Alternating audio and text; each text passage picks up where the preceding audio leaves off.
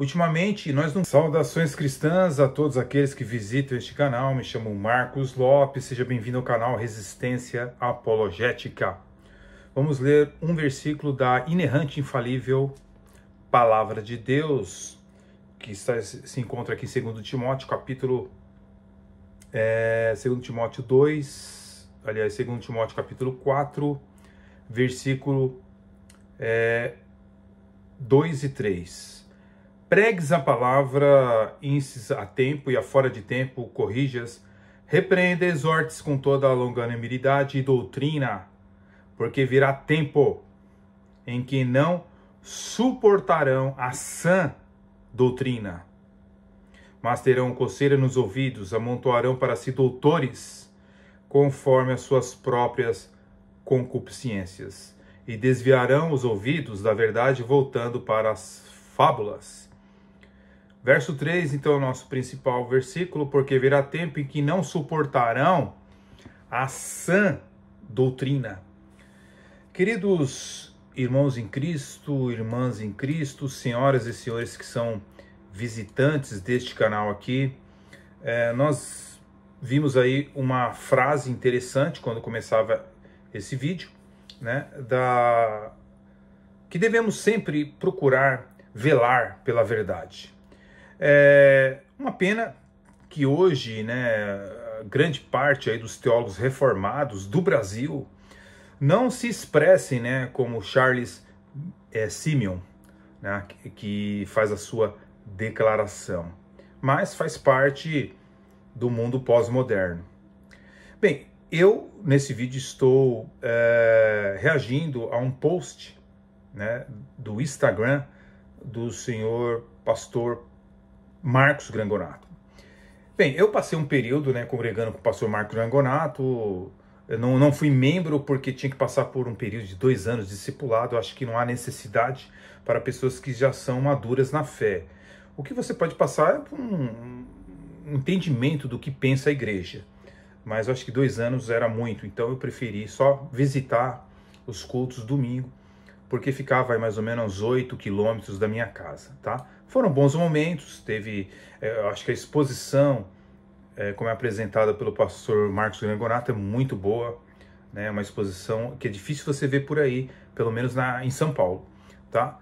Então, passei muitos bons momentos, assim como também situações que eu não gostei, mas isso faz parte de qualquer um que se eu abrisse uma igreja também ia ter pessoas que iam gostar de algumas coisas, outras não, da minha igreja. Agora, sobre a questão do pastor Marcos Grangonato, pastor batista, calvinista, ele andou fazendo algumas coisas assim nos últimos anos, por exemplo, como ele bloqueou algumas pessoas, como Jair Serafim, apologista e autor do livro Arminianismo Proscrito, quando Jair Serafim, os dois trocavam bolinhas ali no Facebook, ele foi e bloqueou, porque não aguentou o argumento, que estava sendo exposto ali. Outra pessoa também, um pastor reformado, Franklin Brito, foi bloqueado também pelo pastor Grangonato, quando eles debatiam pela história da igreja e pela Bíblia. O pedobatismo também bloqueou, não aguentou. Me faz lembrar o senhor João Flávio Martinez, do CACP, que ele bloqueia, tira os comentários daqueles que ele não suporta ouvir. Nós temos que ter uma tolerância e temos que discutir ideias. Não é porque eu creio em algo que eu não posso mudar. Eu mudei muitas coisas durante a minha caminhada. Eu acho que a Bíblia é um livro assim fantástico, mas que você pode estar errado em algumas coisas. Agora, sobre a questão deste vídeo aqui, ultimamente nós não vemos mais as declarações que eram ditas pelo pastor Marcos Grangonato através dos seus artigos sobre o arminianismo. Temos agora, na segunda metade do século XXI, 2 tipos de teólogos reformados. Um tipo que acredita que deve tratar de vários assuntos, mas deixar o arminianismo para lá, ok? Há outros teólogos que eu faço parte, eu tenho formação teológica também, há outros teólogos reformados que denunciam os males do ensino sinergista, o grande mal sobre a interpretação bíblica soteriológica que fazem os arminianos, ok? Outros teólogos monergistas parecem seguir o grupo dos omissos, né, da teologia dos omissos.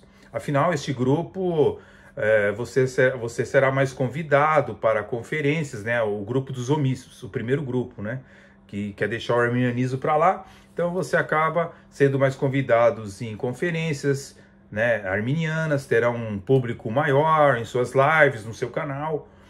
Como hoje alguns pastores monergistas usam a internet para promover também os seus cursos, talvez não seja interessante para eles apresentar os grandes problemas do arminianismo. Pode ser essa questão também, né?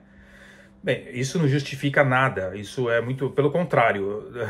Não é porque se eu tivesse cursos na internet, ou se eu tivesse livros para vender, isso não importa. A verdade continua sendo uma só, não existe duas verdades.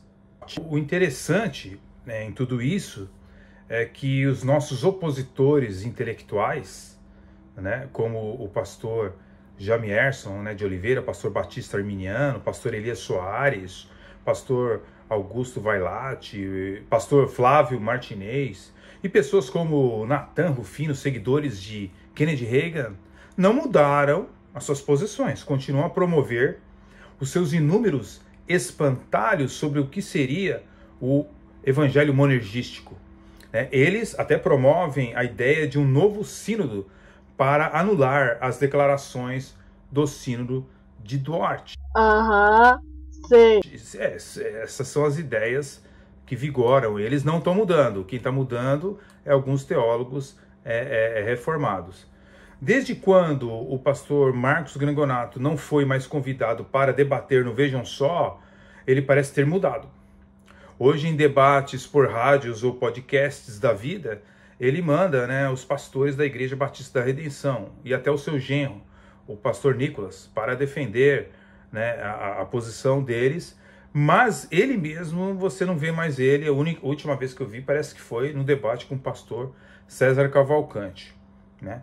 Como se ele não quisesse mais debater, né? Certa vez ele afirmou que passa muito nervoso, fica muito tenso, muito nervoso, faz até o mal para ele. Pode ser essa a questão, mas pode ser outra também, né? Que aí só ele pode responder, né? Bem, sobre a pergunta que ele fez no post, né? Os arminianos e calvinistas são inimigos? Olha, é evidente que arminianos e monergistas não devem ser inimigos em questões, né, de convivência, né? Eu tenho alguns amigos que são arminianos, mas você só pode ser amigo com eles se você não entrar na questão soteriológica, porque se você entrar na questão soteriológica, a amizade fica fragmentada, tá? Essa que é a grande verdade. Ou seja, eu tenho que evitar confrontos desnecessários. Por exemplo, eu tenho um vizinho, um exemplo, né, hipotético, tenho um vizinho que é arminiano, aí não vou ficar tretando com ele por causa de soteriologia, a não ser se houver oportunidade, né? Agora, não tem como não considerar um inimigo intelectual um arminiano militante, tá? Como o pastor Jamierson de Oliveira, pastor Elias Soares, Augusto Vailate, Flávio Martinez, Nathan Rufino, Harry Alves.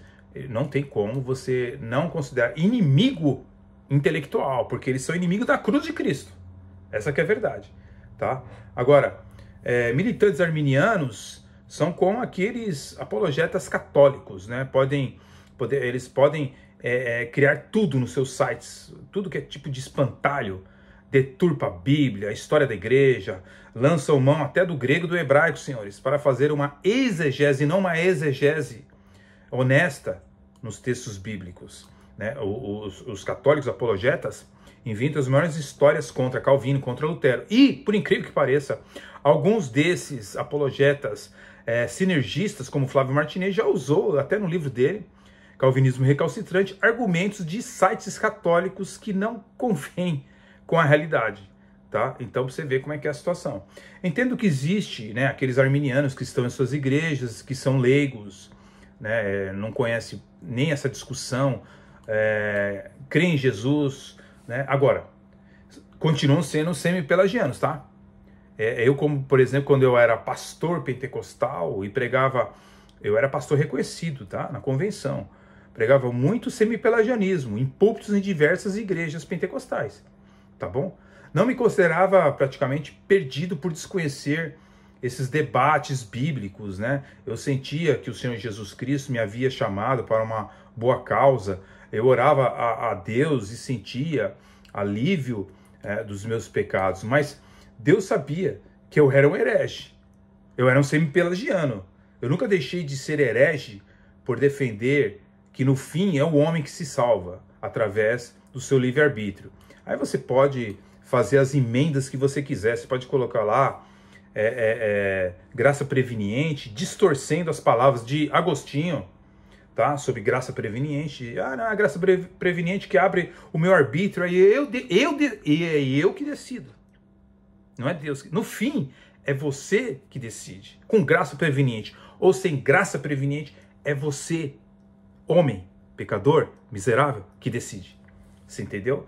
Então, a ignorância, ela não justifica ninguém diante de Deus. Por exemplo, as leis do Estado de São Paulo, quando elas são infligidas, está lá na Constituição do Estado de São Paulo, que você não pode alegar ignorância. Você vai ser preso. Ah, eu era ignorante, não sabia que isso aqui era... Não adianta. Entendeu? Da mesma forma, dentro da igreja, alguém frequenta, por exemplo, uma igreja universal do Reino de Deus, uma igreja como do R.R. Soares, que só ensina a teologia da prosperidade, confissão positiva, eles não sabem nada da Bíblia. Você entendeu? Universal, esse pessoal aí, tudo dessas igrejas neopentecostais enroladas aí, e Admira e de Macedo, você não vai poder se justificar diante de Deus porque você não sabia que ele era um falso mestre. Meu irmão, me ajuda aí, me ajuda aí. Você tem uma Bíblia na mão. Deus vai falar, você tinha uma Bíblia na mão. Você tem um monte de informação na internet, mas não quer a verdade. Entendeu? O senhor, por exemplo, Flávio Martinez, por exemplo, né? Pastor batista, arminiano, que tem vários vídeos contra o monergismo, ele pega de tudo, não importa de onde venha. Mesmo que seja de Natan Rufino.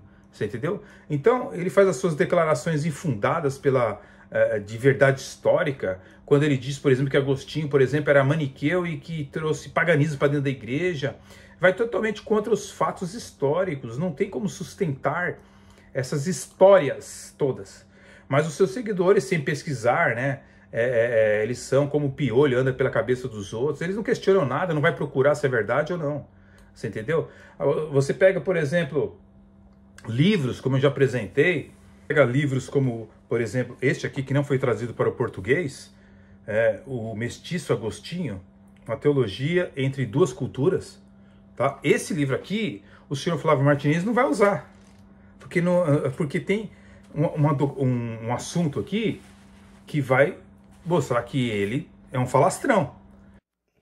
De uma maneira assim muito clara, nós vamos observar que boa parte da filosofia pagã de Santo Agostinho foi trazida sim para dentro da igreja. E eu vou mostrar para você. Certo? Porque aqui está escrito o seguinte: portanto, refutá-los por meios intelectuais produziria resultados significativos. Há relatos frequentes de debates entre Agostinho e um professor maniqueísta, em que Agostinho foi sem dúvida o vencedor.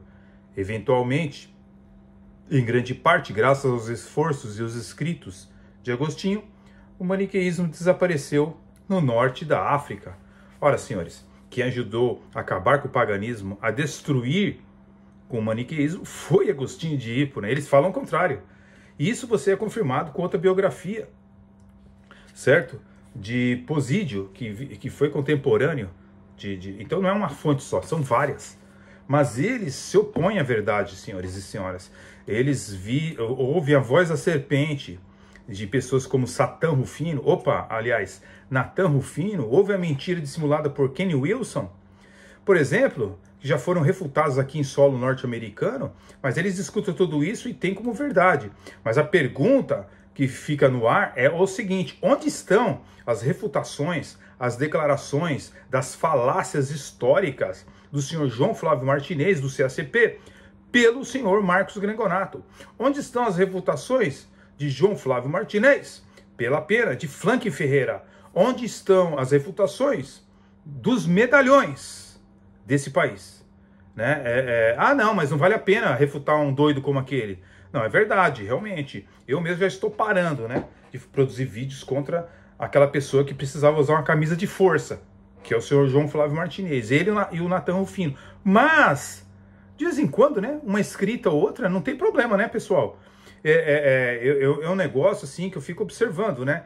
É mais cômodo ficar de boa, tranquilinho, não colocar a cara a tapa, né? Alguém precisa, então, observar que esse pessoal aí é xiita do sinergismo. Agora, ficar dizendo que são todo mundo irmão em Cristo aí, é muito mais fácil, né? Agora, nós não podemos anular o que os antigos arminianos e os modernos arminianos creem, tá? Eles continuam sendo semi-pelagianos, mas com agravantes, tá? Agravantes em seu currículo. Qual que é o agravante? Eles mentem, adulteram fatos, usam bíblias católicas para tentar defender seu sinergismo, e o pior, procuram lutar contra as seitas heréticas, mas as seitas são contra eles na soteriologia, porque todas as seitas, no fim, todas elas são sinergistas, elas não são calvinistas.